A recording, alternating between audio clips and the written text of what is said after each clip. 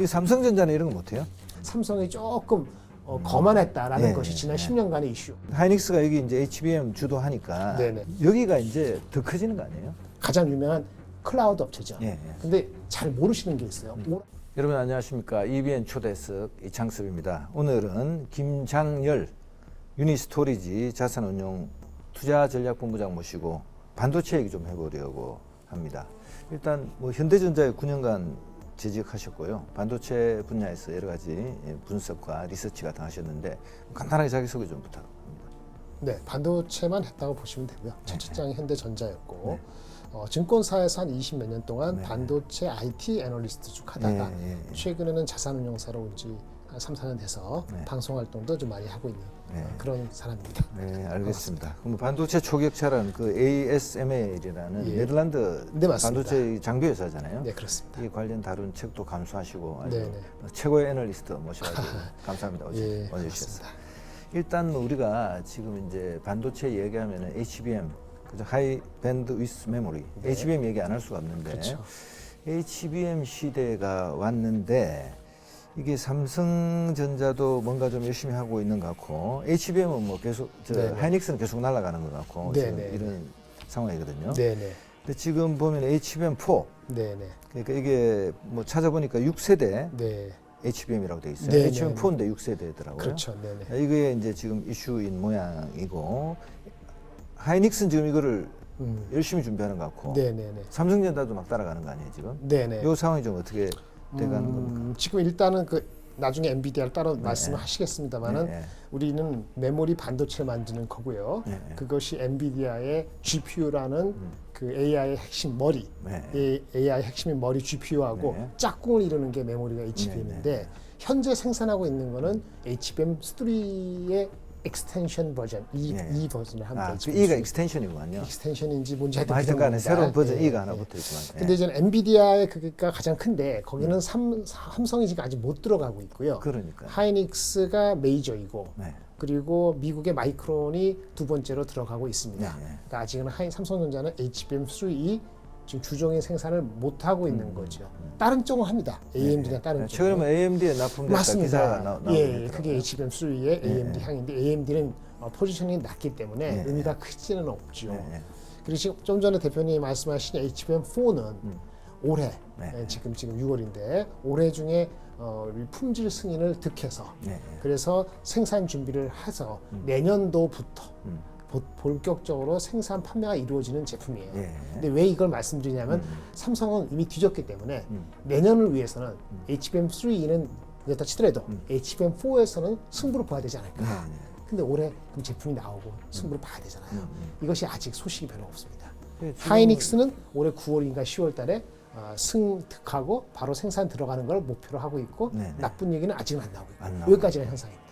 근데 하이닉스가 지금 계속 잘 가고 있고 지금 차세대도 왠지 모르게 삼성은 지금 소식이 없다는 거 아니에요? 네, 그렇습니다. 근데 일단 먼저 HBM4는 네네. 3하고 무슨 차이가 있습니까? 4하고. 일단은 한마디로 성능이 높아지는 겁니다. 그러니까 스루풋이라고 하는 거 아니면 밴드위드스라 하는 거 이런 레벨이 달라져요. 그러면은 그러니까 GPU가 그렇다는 거예요. 그러면 거기에 나는 메모리도 용량이 커지고요, 속도가 커지고 단수가 더 높아집니다. 처음에는 HBM3나 3까지는 8단하고 12단에서 12단으로 가고 있는데 막 메모리를 계속 쌓아놓은 거예요. 12단. 그래서 GPU가 제대로 돌 수 있게 메모리가 이렇게 해주는데 이 12단 그 다음에 HBM4를 처음에 잘 해놓으면은 HBM4 E 버전이 나오거든요. 그때부터는 16단으로 들어가요. 그리고 이제 여기서 되면은 지금 이제 아까 GPU가 있고 HBM이 있지 않습니까? 여기 밑에 인터포저하고 이렇게 있고 하는데 여기 레벨에서 좀 성능이 다른 재료가 들어갈 수도 있어요. 그래서 원래는 칩과 칩 간에 붙는 것이 이젠 중간에 그 칩과 칩은 범퍼라고 들어가거든요. 범퍼가 없이 바로 카파 투 카파, 구리와 구리가 붙는 이런 기술도 들어가게 돼 있어요. 그런 게 좀 시범적으로 들어가는 게 HBM4부터거든요. 그래서 기술적으로 난제가 들어간다고 해서 수율이 쉽지가 않다라고 얘기가 들어가는 거가 되는 거죠. 그래서 HBM4부터는 삼성에서 하려는 거는 뭐냐면은 3D에서 메모리하고 로직하고가 완전히 바로 붙는 이런 것도 고려를 하고 있거든요. 근데 그 전에 수율이 나와야 되는데 그 전까지 가기 전에 수율부터 잡지 못하면은 이런 게 다 사상 누각이 될 수 있어요. 그러니까 이제 수율이라고 금방 말씀하셨는데 수율이라는 것은 이제 웨이파를 넣어가지고 반도체를 만들어서 네네. 이게 안정적으로 가동될 수 있는 게 예를 들어서 뭐 100의 재료가 들어갔을 때 네네. 예를 들어서 70% 정도는 안정되고 제대로 불량품이 안 나오고 제대로 된 게 나오고 이래야 맞습니다. 되는데 지금 이거는 워낙 코어 단계에서부터는 그냥 미세화에다가 여러 가지 첨단 새로운 기술, 새로운 압착법 이런 네네. 데 들어가기 때문에 뭐 불량이 나온다든지 성능이 떨어진다 이러면 이제 안 되는데 지금 삼성전자는 그걸 잘 개선했다는 얘기는 아직 안 들리고 있잖아요. 아직 안 들고 있죠. 이게 D램에서 잘 모르시는 분들은 좀 복잡할 텐데요. 이게 HBM이라는 것은 뒤에 패키징 단위이기 때문에 GPU가 있고 HBM이 있고 중간에 인터포즈랑 그렇죠, 연결되는 게 있고 이게 12단 16단 쌓이고 압착하고 그 다음에 요 간격을 줄이기 위해서 구리와 구리 바로 붙는 카파도 되고 이렇게 되면 한미 반도체가 들어가느니 누가 들어가느니 이런 거 본딩하는 기술들이 복잡해진단 말이에요. 근데 근본은요. 우리 대표님 아시겠습니다만은 우리가 몇십 나노, 20나노, 10나노, 14나노, 13나노, 12나노 하면서 미세 공정이 돼야 되는데 삼성전자가 1A, 1B라는 그러니까 10나노, 18나노에서 12나노까지 내려오는 데 있어서 굉장히 헤맸어요. 그래서 HBM3까지 뒤진 이유 중에 하나가 뒤에 패키징 단의 이슈 말고도 기본적으로 D램 자체의 미세 공정의 기술에서도 뭔가 문제가 생겼다고 공유. 그건 심각한 거예요. 그래서 1A, 1B라는 게 있는데 이게 20나노가 아니고 10나노 되면서는 레벨이 쉽지 않아서 A, B, C, 그러니까 Z, A, B, C 이렇게 나오는데 현재는 주령이 1B입니다. 근데 삼성전자가 완전히 개별해서 이렇게 바꿔서 1C, A, B, C의 하이닉스 아직 안 하는 1C 뛰어넘어 나노를 보려고 그래요. 다음 단계를. 그거를 적용해서 HBM4에서는 승부를 뒤집겠다는 건데 정작 1C에서의 소식이 개발 완료 소식이 아직 안 나오고 있어요. 이게 이제 나오면 제가 볼 때는 이제 판도 변화다라고 기자들은 쓸 수 있겠네요. 그렇죠, 제대로 그렇죠. 나오면 맞습니다. 이제 드디어 이제 네네. 하이닉스의 독주를 네네. 삼성전자 따라잡아 탈 수 있는데 네네. 아직은 소식이 안 나오니까 그렇죠. 뭔가 모르게 하여튼 내부적으로 진행되고 있지만 이제 뭐 기다려봐야 되는 그런 상황이거든요. 근데 그게 이제 대충 한 6개월에서 9개월째 기다리고 있는 거죠. 좀 지칠 때가 되는 겁니다. 사실 그게 안타깝습니다. 약간 이해했고요. 그럼 이제 파운드리 얘기 잠깐 넘어가서 해볼게요. 자, 파운드리는 일단 이제 위탁 생산해서 주문 받아가지고 주문받은 반도체를 이제 생산하는 거 아니에요? 네, 맞습니다. 근데 여기도 삼성전자가 별로인 것 같고 시스템 반도체도 뭐 잘한다는 소리가 별로 안 들리고 네네. 이러거든요. 삼성은 이쪽에서 지금 어떻게 하고 있습니까? 아주 힘듭니다. 아이고. 그래서 파운드리 삼성전자가 지금 올해 이익이 뭐 상반 1분기 때 6조 몇천 나왔는데 하이닉스가 뒤졌잖아요. 올해 내내 뒤질 것 같거든요. 근데 이슈는 내년도도 뒤질 수도 있어요. 근데 시가총액은 거꾸로 돼 있지 않습니까? 어느 순간에 진짜 이상한 일이 일어날 수도 있습니다. 이렇게 6개월만 지나가면은 진짜 큰일이에요. 대한민국 그렇게 안 되길 바라고요. 그렇다 삼성전자가 올라오면서 하이닉스가 내려가는 게 아니고 어느 정도의 위상은 찾아야 되는데 아까 말씀드린 HBM은 메모리죠. 근데 메모리에서도 지금 하이닉스한테 뒤졌는데 귀추를 주목하는데 삼성전자 제일 잘하는 데서 뛰는 그렇죠. 거예요. 근데 TSMC가라고 하는 워낙 독보적인 한창 앞선 1등이 있는 곳이 파운드리죠. 파운드리는 고객이 한 300개, 500개예요. 고객의 요구사항이 다른데 거기에 맞춰서 해야 되는 그런 문화적인 게 부족했기 때문에 삼성이 조금 거만했다라는 것이 지난 10년간의 이슈였고 그다음에 이재용 회장님이 이렇게 하기 직전에 파운드리에서 1등을 천명했을 때만 하더라도 마켓시어가 10몇 %였거든요. 근데 더 마켓시어가 잃어갔고 지금은 8%예요. 1등이 68%입니다. 이거는 영어서 죄송한데 이거는 far distant second가 돼서 이게 한참 늦은 세컨드가 되면은 first가 무슨 큰 실수를 하지 않으면 이걸 뒤집는 방법은 거의 없어요. 그래서 사실은 1등은 간격을 좁혀지고 1등 하는 거는 언감생심이고 지금 적자가 인텔만큼 더 나거든요. 한 분기에 2조 이상이 나오고 있기 때문에 적자를 줄이는 게 가장 중요합니다. 근데 역시 이것도 지금 3나노, 4나노 지금 이제 4나노의 이 수율이 잡히는 게 중요한데 좋은 소식은 수율이 좀 잡힌다는 얘기는 들렸는데 아직 고객을 특별히 확보했다는 얘기가 못 들고 있어요. 고객은 설계를 전문 회사들이 고객을 줘야 되는데 그 누가 있을까요? 뭐 이제는 뭐 옛날에는 퀄컴 이런 데가 줘야 되는데 퀄컴도 다른 파운드리 TSMC 가고 있거든요. 네. 그러니까 삼성전자 투자해놨고 지금 올해 작년 말부터 투자를 잘 안 하고 있는데 지금 가동이 30%다. 네. 40%다. 아니 가동 자체가 수율이 아니고 가동 자체를 채우지 못하고 있는 거예요. 물론 거기다가 수율도 50%가 안 된다는 것이 불과 1, 2개월 전이었고 이번에 7월 달에 나타나는 실적이 발표될 때 얼마나 진행이 되는지 모르겠는데 이게 진행이 안 되면 한 분기에 2조, 1조씩 적자 나면은 이익적인 턴어라운드가 될 수 있는 방법은 없어요. 왜냐면은 어떻게 해야 됩니까, 방법이 삼성은? 없어요. 방법이 없습니다. 그냥 시간 기다리는 것밖에 없고요. 휴대폰에서는 애플보다 우리가 특별히 못한 건 없는데 애플도 다행스럽게 우리 입장에서는 애플이 AI 인텔리전서 늦어지고 있거든요. 실인가 뭔가 한다는 것도 내년으로 미뤄졌어요. 네. 이거는 우리한테 좋은 거긴 해요. 우리가 늦지 않았으니까. 근데 휴대폰에서의 마진이라는 게 한계가 있잖아요. 휴대폰 마진이 갑자기 30% 납니까? 그렇죠. 방법이 부진하거든요. 한 10몇 프로 나올 그만 되기 때문에 혁혁한 빅점프는 메모리하고 파운더리에서의 수율이 뭐 한 65%. 오늘 제가 들어오기 전에 보니까 주가가 57,000원대더라고요, 삼성전자가. 근데 우리 지금 개미 투자자들이 엄청나게 물려 있어요, 삼성전자에. 네, 그렇습니다. 네. 이게 지금 7만 전자, 8만 전자, 10만 전자 회복할 것 같습니까? 어떻게 됩니까? 정권 애널리스트니까. 제가 작년 9월부터 네, 네. 그때부터 이거는 분명히 구조적인 이슈다 싶어서 말씀드리는 것이 유감스럽게도 제 오랜 그 경험으로 봤을 때는 상당히 오랜 기간 53,000원에서 65,000원 박스권에서 벗어나기 어려울 수도 있습니다. 그리고 나서 지금 9개월이 지나고 있잖아요. 지금도 여전히 그렇습니다. 자, 그럼 뭐 간단히 한번 정리해 보면은 삼성전자가 이렇게 리더십을 상실하게 된 근본 원인이 뭐라고 보시는지, 반도체 잘 되니까 안주했던 거 아닌가 이제 싶은데 우리 김장렬 본부장님 어떻게 보십니까? 예, 맞습니다. 맞는 말씀이에요. 우리가 다 싹 갈아버려야 되는 거 아니에요? 우리가 네. 코로나 때 네, 2020년에 굉장히 좋았잖아요. 네. 갑자기 사람들이 밖에 안 나가니까 갑자기 노트북 사고 휴대폰 사고 하니까 그게 좋아서 실적이 엄청 좋았던 게 네. 고점이었고 9만 몇천 원 된 거지 않습니까? 그런데 사실은 2020년에 그거는 그 전에 뿌려놓은 씨앗에 따라서 먹은 것 뿐입니다. 어떻게 보면 이건희 회장님이 해놓은 거 가지고 한 거고, 사실은 AI라는 것은 언제부터 했냐? 2012년, 정확히는 2016년부터는 네. 눈에 보였거든요. 거기에 대한 투자는 덜 했던 거예요. 아까 HBM 같은 경우가 처음에 개발할 때 삼성이 먼저 개발했어요.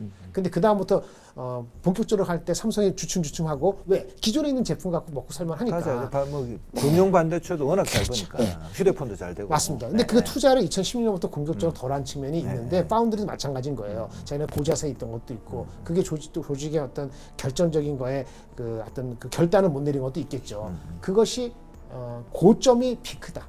고점 피크라는 게 뭐냐면 고점이 과연 그 전에 했던 거에 이제 향후의 끝이었다. 2020년입니다. 보통 이렇게 되면은 10년 걸립니다.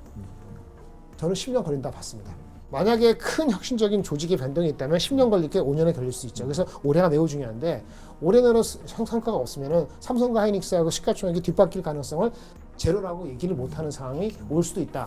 지금 하이닉스 얘기하셔가지고 하이닉스 얘기 조금 해보겠습니다. 어쩌면 새로운 산업혁명이 이제 막 시작됐는지도 몰라요. 실제로는 로봇 안에도 다 AI 네네. 들어가고 지금 자율주행차, 네. 뭐 자율주행 택시, 그것도 사실은 로봇이 AI잖아요. 그렇죠. 사실은. 맞습니다. 뭐 무지막지한 혁명이 일어나고 있는데 이 혁명의 가장 이제 핵심적인 요소가 사실은 엔비디아나 이런 회사들이 주도하고 있는데 네네. 메모리도 붙어가지고 지금 이제 그렇죠. 짝꿍이 되니까. 짝꿍으로 네네. 가고 있단 말이에요.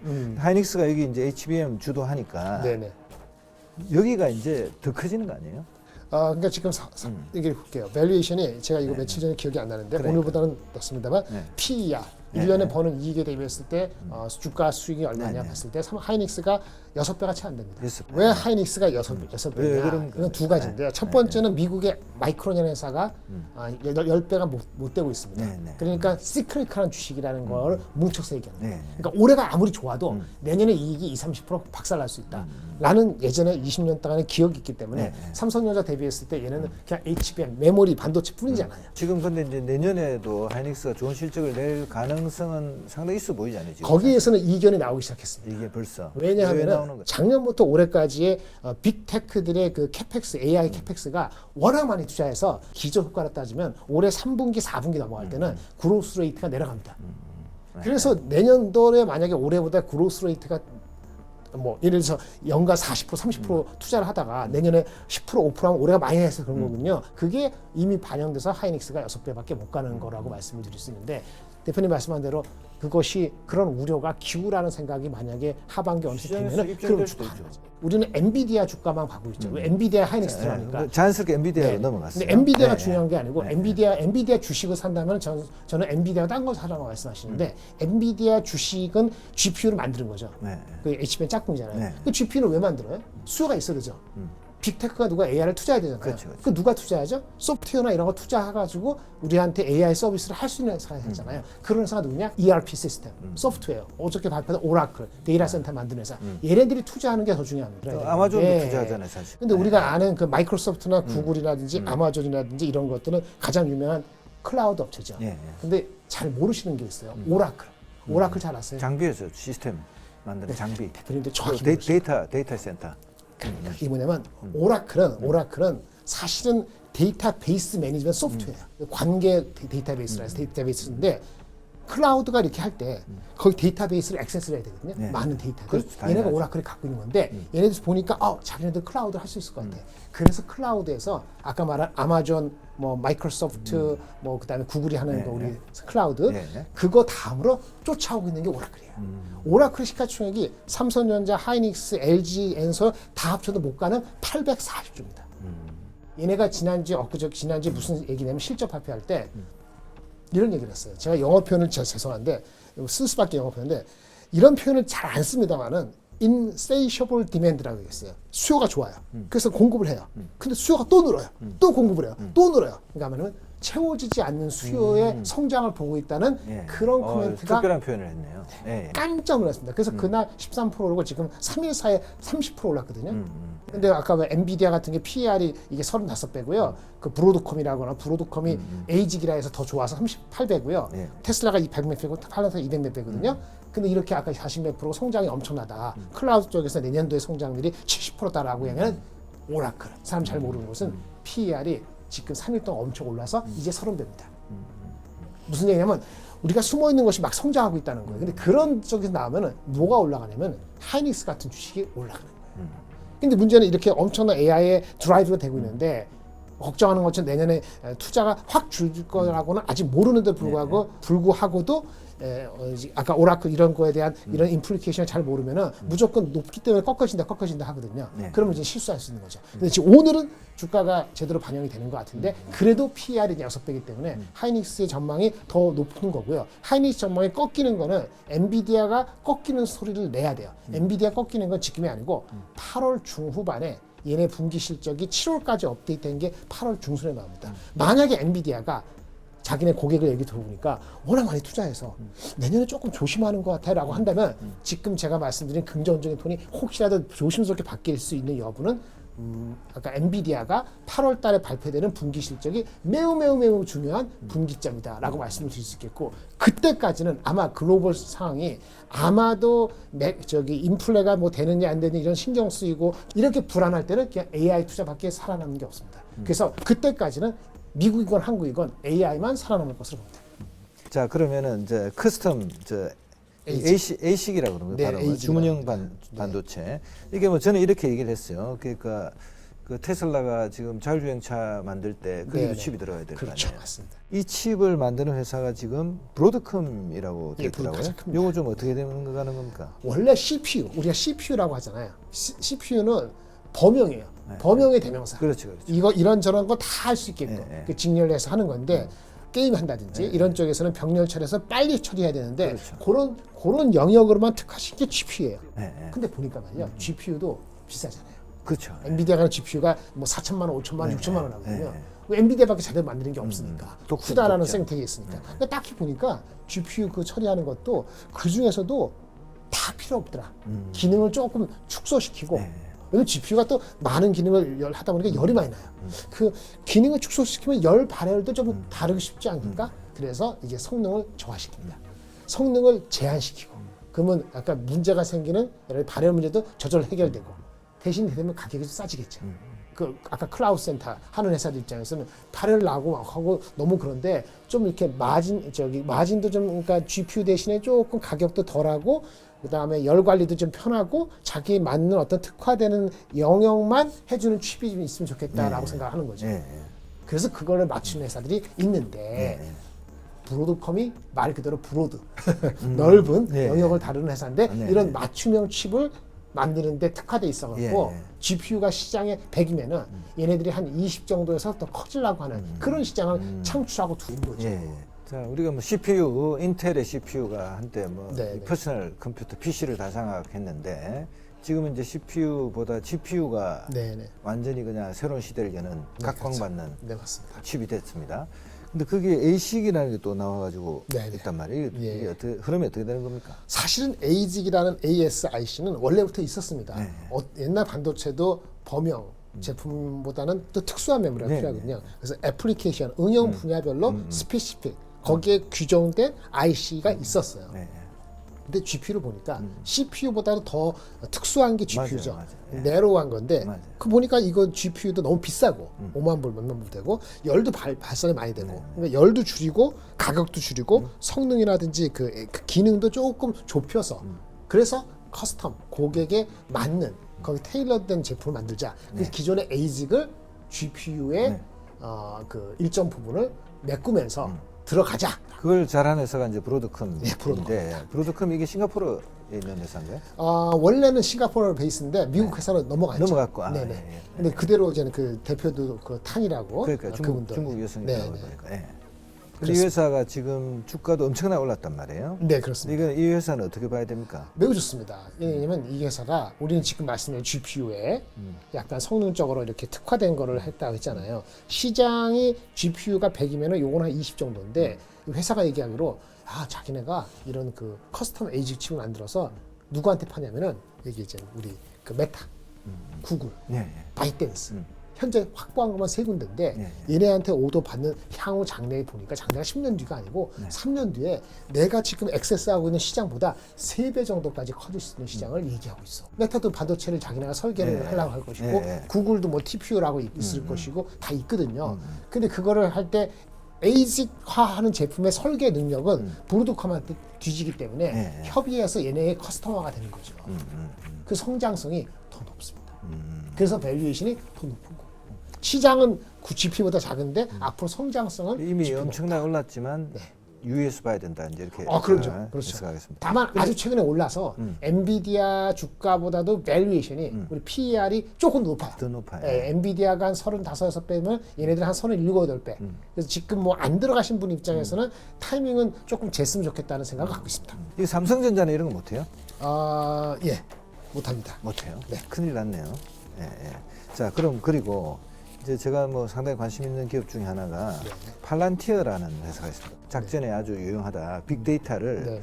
잘 처리해서 이제 전략적 판단 또는 뭐 전쟁에 있어서 판단하는 데 도움을 주는 그런 네네. 뭐 시스템을 갖고 있다. 제가 그렇게 이해를 하고 있거든요. 네. 최근엔 보니까 이 회사가 막 개인 기업에도 서비스를 막 제공하고 정부에도 하고 뭐 여러 가지 복잡하게 하고 있더라고요. 네네. 팔란티어라는 회사를 좀 어떤 회사인지 설명 좀 부탁드립니다. 아주 쉽게 얘기할까요? 사람이 있죠. 근데 사람이 2명이 있으면 조직이 되죠. 그러니까 드론이 하나 있으면 드론은 혼자 하는 거 알아서 할 수 있죠. 그렇죠, 그렇죠. 예. 드론이 400개를 다 자율주행해야 돼요. 네. 그렇죠. 상당히 그럼 복잡한. 거기 뭐 칩도 이거 다 들어가죠. 네. 조직이죠. 그러니까 조직의 운영을 오케스트레이션 할 수 있는 소프트웨어다. 네. 그러니까 조직을 운영하는 데 필요한 엔터프라이즈 솔루션이 얘네입니다. 그러니까 조직이 있는 것은 다 들어가는 거예요. 근데 조직 관리는 제일 중요한 뭐냐? 생사가 달려있는 조직 관리를 최선입니다. 전장에서 어떻게 전장에서의 상황을 모니터링하고 바로바로 디시전 메이킹을 결정할 수 있게끔 그 엔터프라이즈 솔루션을 소프트웨어를 하느냐 이런 게 중요하잖아요. 그걸 입증된 회사가 이 회사밖에 없습니다. 그래서 이 회사가 PER이 200배라는 게 중요한 게 아니고요. 앞으로 성장률이 향후에 매년 40% 이상 성장하고 마진이 지금 44%인데 마진이 50% 이상 올라갈 수도 있어요. 사실은 테슬라보다도 더 밸류에이션 받는 건 너무나 당연합니다. 근데 조직이 사람이 아니고 이젠 모든 피지컬 AI라는 게 자율주행차건 자율트럭이건 뭐건 간에 아니면 드론이건 로봇이건 그거를 관리하고 모니터링해서 일단 어떤 문제가 있는가 포착해서 여기는 어떻게 배치하고 이런 얘기입니다. 도전자가 있을 거 아니에요. 그 정부하고 이렇게 된 회사가 입증된 게 얘네밖에 없습니다.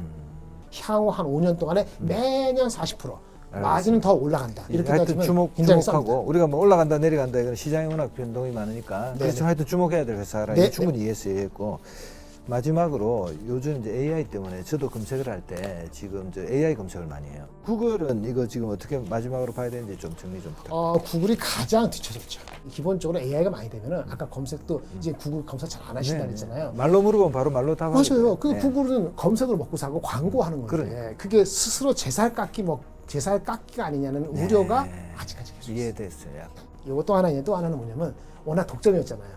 검색에서. 글로벌 독점이죠. 글로벌. 그게 문제가 돼서 법무부가 네. 지금 이 독점 제재 그 재판을 하고 있거든요. 네. 이 재판이 아마 7월 말이나 8월 달에 나옵니다.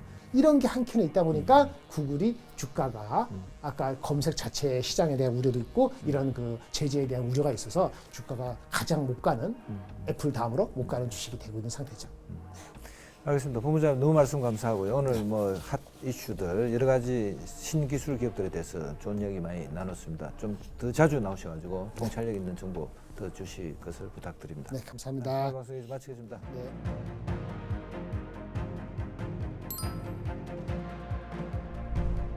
EBN